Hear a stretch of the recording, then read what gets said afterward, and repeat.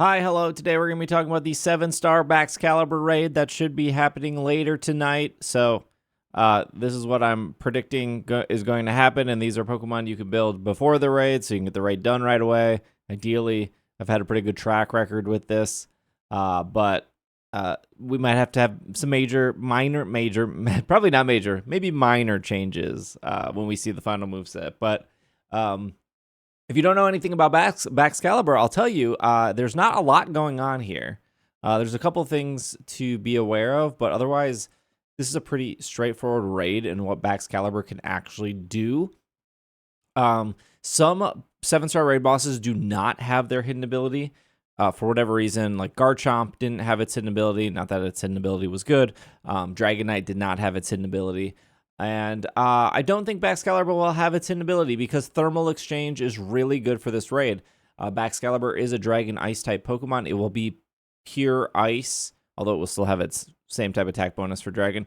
It will be pure Ice when we battle it, which means I think Game Freak wants to bait us into bringing Fire Pokemon. If you don't know what Thermal Exchange does, it means when Baxcalibur is hit by a Fire type attack, it will raise its attack stat. It also can't be burned, so you can't use like Will-O-Wisp, you can't use like Scald, you just cannot burn a Pokemon with that.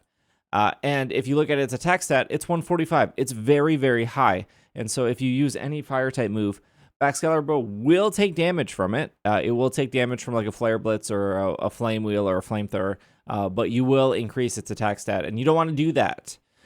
So I guess you could remove the ability with Skill Swap or Gastro Acid or whatever you want to do to remove the ability, but I don't think you should be locking into a raid with people bringing Fire Pokemon.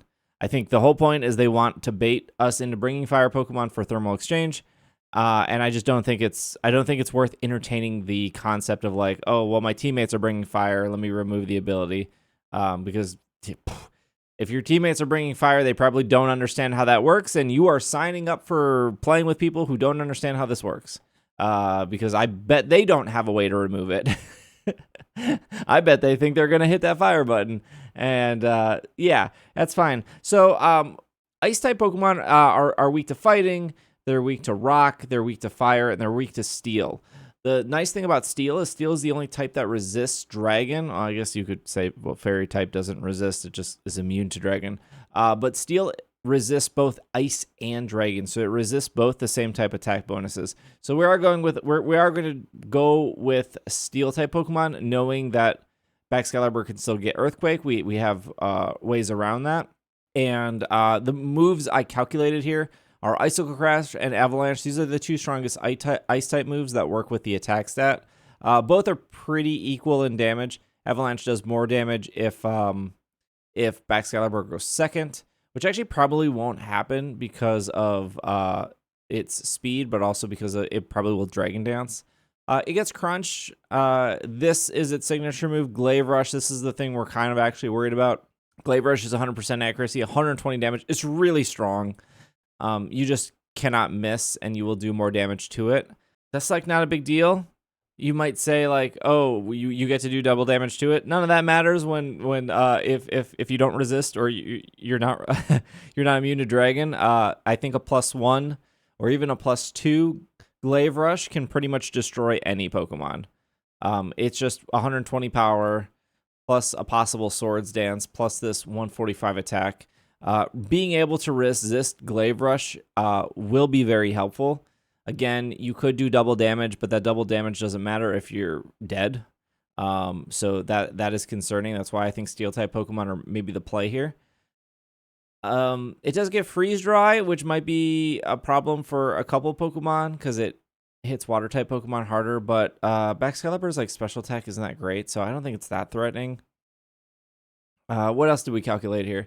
Earthquake, that would be the one problem. Well, Earthquake and Brick Break would be the problems for our Steel type, but Brick Break doesn't. It's really not that much of a concern. Earthquake, we have ways to deal with this.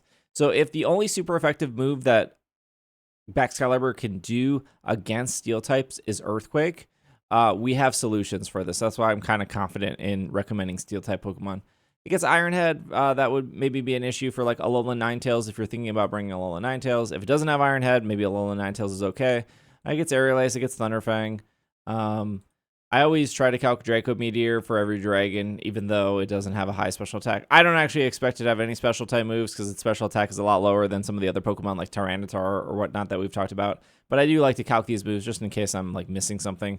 And then these are the status type moves we're worried about. Focus Energy. Focus Energy is incredibly annoying. It means a critical hit will go through a light screen and reflect, making those pretty useless. It means that if we try to lower its attack, it will ignore that because of the critical hit. We can't burn it. So if it does get Focus Energy, that would actually probably make this raid quite difficult. On the plus side, though, the Glaive Rush is not boosted crit, and Icicle Crash is not boosted crit. I actually think it will have Icicle Crash. It's an 90 accuracy move, 85 damage. It does have a 30% chance to flinch. I do think this does work well with Dragon Dance. It might have both Swords Dance and Dragon Dance. Hopefully Dragon... I don't know. They're both kind of bad, right? Because if it gets Dragon Dance, it can outspeed pretty much everything, and then it can spam Icicle Crash, which will make you flinch, which will make the raid frustrating. And that's why I don't think it'll have Avalanche. If it has Swords Dance, that's just really annoying in general for like all these moves. But the other thing I want to mention is Snowscape. Snowscape will boost its... Where is Snowscape on here? It will raise its defense for 5 turns. I think this is really the only way that Baxcalibur can deal with body pressers, and I don't even think it's a good way to deal with body pressers. I think it is a way to deal with body pressers. So I could imagine a turn 0 Snowscape, so it'll Snowscape before you even get to attack. That'll last 5 turns, and I think it'll Snowscape maybe mid-match just to make it a little bit more annoying. So you could remove Weather, but usually in the first 5 turns, it doesn't matter because you're still setting up anyways. You're still like Mud Slapping, you're still chilling Water, you're still building Terra. So that initial Snowscape to boost its defense probably actually doesn't matter at all. It might be the one in the middle that does matter. There's ways to get rid of it, but I would rather see Snowscape than see Focus Energy Dragon Dance. But I think we're probably going to get like 2 to 3 of these 4 status type moves. And then definitely Icicle Crash and definitely Glaive Rush. And probably Earthquake. I feel like they give every 7-star raid boss Earthquake, but it's good. Speaking of Earthquake, we have ways around that, but let's talk about the first Pokemon I have. Where's my Switch? That is going to be Oathworm. I'm not gonna lie to you guys. You've probably seen Oathworm in other raids because of body press and because of anticipating Earthquake. I don't see how Oathworm loses by any means. I think this is probably the safest thing you can build. 252 HP, 252 in defense. Nature boosts the defense. Ultimately, you're going to Mud Slap to build Terra. You're going to Iron Defense 3 times, and then you're going to spam Body Press. If it does have Dragon Dance, you can maybe Bulldoze if you want to lower the speed, especially if you're getting flinched.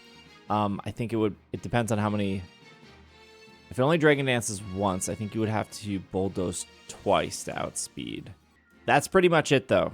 Your ability, Earth Eater, means that if it tries to use Earthquake on you, you will get health instead of taking damage. Now, the thing to keep in mind, the most important thing here, because I do think Oathworm is pretty failsafe in defeating Baxcalibur, unless I'm totally missing something in its move pool. The only thing to keep in mind is you do not want to Terastallize until you are like at least +4, if not +6 with Iron Defense.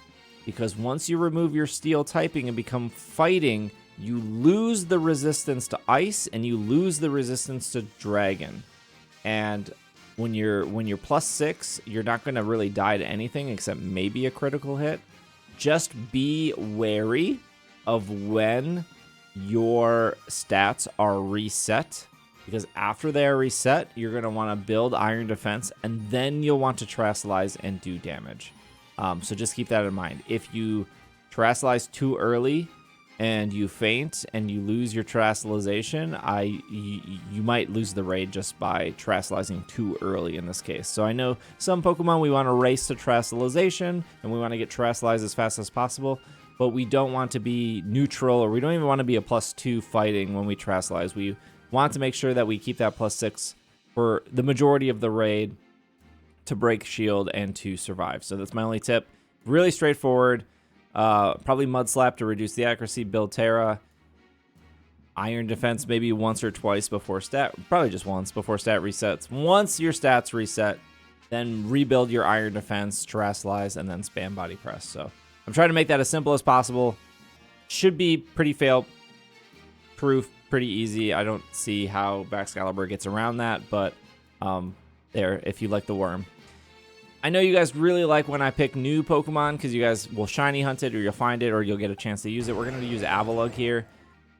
Not the Hisuian one, just the regular one. Same deal here. You don't want to Terrasilize until you're +6 because, again, you lose the resistances. The difference between Avalugg and Oathworm is a couple things. I don't like to recommend, like, there's no point in recommending multiple body pressers if all they're doing is Iron Defensing Body Press, because I think Oathworm does that the best. But Avalugg can be more of a support Pokemon.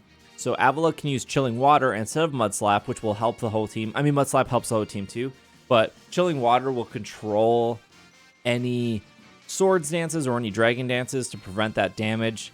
And I think it's a little more useful than Mud Slap. And then you can also use Wide Guard. So let's say you're playing online and everyone is using Oathworm, which is probably going to happen. And let's say they forget to Iron Defense and they Terrasilize too early or whatnot, and you're expecting a bunch of Earthquake spam, or maybe people are just weak to Earthquake, like other Steel Pokemon we might be bringing. Wide Guard will actually block all the Earthquakes for your team, so you can do that. The thing that's not here on the screen right now is Aurora Veil, which Avalugg gets. So if there is snow, you could opt to change one of these moves to Aurora Veil to take advantage to set up Light Screen and Reflect. We have another Pokemon that could do Light Screen and Reflect, but ideally you're going to build Terra with Chilling Water and lower Baxcalibur's attack stat. You're going to Iron Defense, you're going to Body Press. So kind of similar to Oathworm, a little bit different though. I think these two work really well together to like lower accuracy and lower attack. And so just like a fun different Pokemon that we haven't built yet. Both will have Shell Bell, and same thing, 252 HP, 252 defense. Make sure the defense nature is boosted. And then I said Light Screen, or not Light Screen, I said Reflect. Primarina holding Light Clay. Chilling Water to lower the attack stat. Reflect, Life Dew to keep the team healthy. And then Haze. Haze is a panic button in case it does like a Swords Dance like twice in a row like Garchomp, although I don't think it'll copy what Garchomp did. Or maybe it will, Dragon Dance on turn 0. We'll want to Haze that away on turn 0. So you just got to be really careful with Haze because you don't want to haze away all your teammates' stats, right? Like you don't want to haze your teammates' Iron Defense. So ideally, in a perfect world, you won't have to use Haze. You could just turn 1 Reflect, Chilling Water, Life Dew, Chilling Water, Life Dew, Chilling Water, Life Dew. And ideally, whoever you're standing next to should be healthy for the remainder of the match. The two things that Primarina are worried about would be Thunderfang, which when a Reflect is up and a Chilling Water, not an issue at all. And then Freeze Dry, which is a special attack, but I don't think it'll run any special attacks, but you could put Light Screen there to do that. Primarina's ability is useless. Because this is a pure support Pokemon, you're just going to do 252 HP, 252 defense. The EVs are really boring this time, but, that's what it is. So this is a pure support Pokemon. You won't have to Terrasilize it. You shouldn't need to Terrasilize it. You could maybe Terrasilize Steel, I guess, if you wanted to resist. I don't know why. You already can't get hit by Glaive Rush, and you resist the Icicle Crash. So there's no reason to Terrasilize this at all. Maybe there is. Maybe there's a move I'm forgetting, but if you just like playing support, Primarina. And then Archaladon would be the last Pokemon I would recommend with Shell Bell. Kind of similar to Avalugg. Instead of Chilling Water, you have Breaking Swipe. You have Body Press. You have Iron Defense. Unlike Avalugg or like Oathworm, Archaladon can get Reflect. So if there's no Primarina on your team, you could open up with a Reflect, build Terra with Breaking Swipe. Now, Archaladon has an ability called Stamina. So anytime you get hit by an attack, your defense goes up. So I think if I calculated this correctly, and my EVs are correct here. You would put 20 EVs into speed. That would let you outspeed Baxcalibur. And then you would put 252 in defense to make sure body press does the most damage. And then you would put 236 HP into HP. And then you would want the impish nature. You would outspeed the Baxcalibur, so you would set the reflect. And then you would take about 30% damage from the earthquake. And then your stamina would activate. And then the second reflect, you would only take about 18% damage. So you would still be around 50% damage after 2 earthquakes. And then, of course, breaking swipe, you would take less. Obviously, the 20 speed doesn't matter once Baxcalibur uses a Dragon Dance, but you would initially outspeed it until it does use a Dragon Dance. So 20 speed into Archaludon will outspeed Baxcalibur. Unless Baxcalibur is a plus speed nature, which I think it's just going to be adamant probably to do even more damage. If you're playing solo, I don't do solo builds. All 4 of these Pokemon are supposed to work in a team. So ideally 1 of each on the team. If you are doing solo, I would reset for Arboliva. And the reason I would reset for Arboliva is if you are using a Steel-type Pokemon. There are other Steel-type Pokemons that work, by the way. Like, I think Zamazenta works, but ignore this Zamazenta. I didn't build it specifically for Baxcalibur. But Earthquake does less damage when grassy terrain is up. So if you are playing solo, I would probably reset for your NPCs. 1 to be Arboliva, and then another one to be like Arcanine or Star, something with Intimidate. And then those 2 should be a good combo against whatever Baxcalibur has. Because you'll get the constant Intimidate, and then if it does have Earthquake, the grassy terrain will reduce Earthquake damage. I think that's it. I think that's the whole video. If you need help, you can come over to the Twitch stream, twitch.tv/PKMNcast. We'll be able to help you. If there's any changes or anything, I'll let you guys know. But I ran calcs on all of these, so they should be pretty solid. I'm not sure what I would really change. There's a ton of Pokemon that work. I know chat's gonna. I know the YouTube comments are gonna be like, "What about this? What about this? What about this?" I picked these 4 Pokemon based off all those moves I showed you. And when we see the final moveset and there's only like 4 moves and not like 12 moves, it's much easier to recommend more Pokemon. I think all of these Pokemon are safe in general. And a really good example would be Alolan Ninetales. I think Alolan Ninetales would work really good here if it doesn't have Iron Head. But if it does have Iron Head, it's completely useless because you're just 4 times weak to Iron Head and you're just not going to survive Baxcalibur Iron Head when you're Fairy Ice. But like Alolan Ninetales should work really good if there's no Iron Head. But all of these Pokemon can survive an Iron Head just fine. So that's how I determine like which Pokemon make it in the video and which don't. Because I don't want to ever recommend a Pokemon that gets 1 shot. If it can get 1 shot. So based off all the moves, including Earthquake, none of these Pokemon can get 1 shot. They actually all do really well against Earthquake, surprisingly. So I think that's really good. And they all resist ice, and they all resist or take no damage from Glaive Rush, which I think are the 2 biggest concerns that we have is Glaive Rush and Icicle Crash.